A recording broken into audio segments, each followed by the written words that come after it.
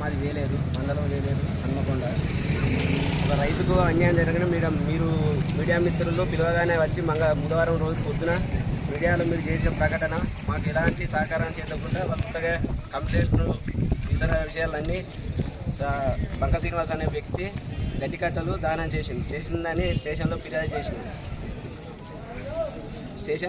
చేస్తే కూడా SI sir పట్టించుకోకుండా ఆయన మీద ఎలాంటి చర్య తీసుకోకుండా ఊళ్ళో లేడు, అక్కడ హైదరాబాద్ ఉన్నాడు, ఆడున్నాడు, ఈడున్నాడు అంటే ఊళ్ళో మా ముందరనే వాళ్ళ తమ్ముడు ఇంకా ఇతర వ్యక్తులు మీసాలు మేలేసుకుంటా గల్లలు ఎగిరేసుకుంటా మామూలు హేళన చేసుకుంటా తిరుగుతాను.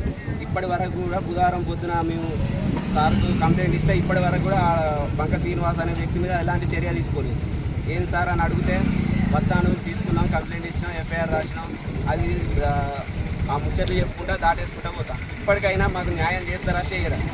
లేదు అంటే ఇక మీరు తింటే అని ప్రకటించుకుంటే అదే రోజు నైట్ నేను బాయికాడికి ఆవులకు మేదేయడానికి వెళ్తే గంగుల రణధీర్ రెడ్డి కాంగ్రెస్ మండల అధ్యక్షుడు అంట వచ్చి నా మీద దాడి చేసి నా మీద దౌర్జన్యం చేసినా కూడా స్టేషన్లో కంప్లైంట్ ఇస్తే కూడా అతని మీద కూడా ఎలాంటి చర్య తీసుకోలేదు. మరి ఏంది మాది ఒక రైతుకు అన్యాయం జరిగితే పట్టించుకోకుండా దాటేస్తారు, దౌర్జన్యం చేస్తారు. ఇది గుండాల రాజ్యమా?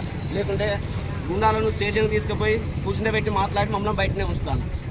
మా మీద దౌర్జన్యం మేము ఆడికి పోవడం అందులో ఉన్న సిబ్బంది రణధీర్ రెడ్డికి ఫోన్ చేసి మళ్ళీ మా మీద కంప్లైంట్ తీసుకుంటాం. ఇక మేము ఏం చేయాలి? ఎక్కడికైనా వెళ్ళాలి.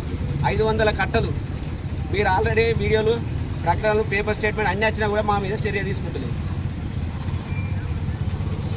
మాకు న్యాయం చేస్తారా? లేదు మీకు గడ్డి కట్టలు కాలబెట్టినా ఏం చేసినా బంక శ్రీనివాస్ అనే వ్యక్తిని స్టేషన్ తీసుకురాకపోవడానికి కారణం ఏంటి? మాకు న్యాయం చేయకపోదని అనుకుంటే సపరేట్గా ఊపుకుండదు. ఇక మాకు నష్టపరిహారం సార్ ఎమ్మెల్యే సార్ అయినా దృష్టికి మీరు తీసుకువెళ్ళి మాకు న్యాయం జరిపించగలరని మనం చేస్తున్నాం.